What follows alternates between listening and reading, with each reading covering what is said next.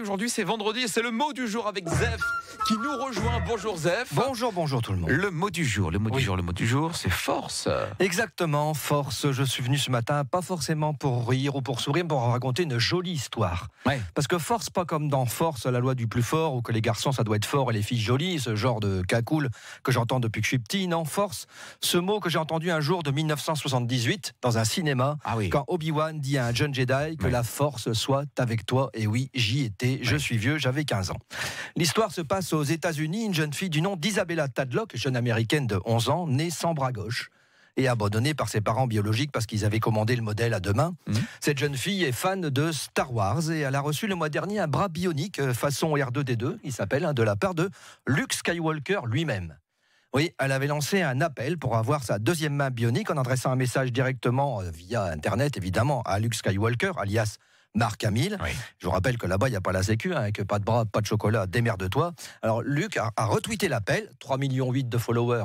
Forcément, l'appel a été entendu. L'Empire n'a pas contre-attaqué. Elle a eu son bras, qui coûte un bras, pour le coup.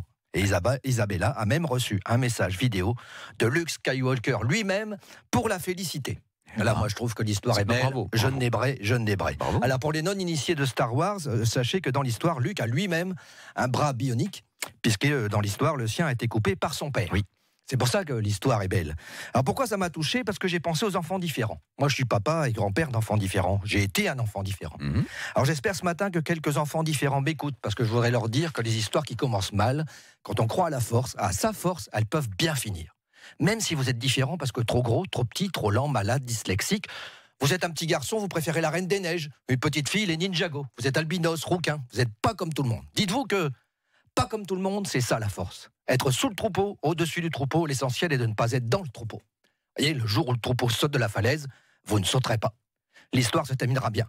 Et il suffit de croire en la force, ou plus de croire en sa force. La preuve, je suis devant vous ce matin. Alors, à tous les enfants comme Isabella et les autres, la force est avec vous. Allez, faites-moi plaisir, soyez heureux, au moins pour aujourd'hui. Merci Zef, on vous retrouvera tout à l'heure entre 11h et midi. Je serai là. Dans la baraque à quiz.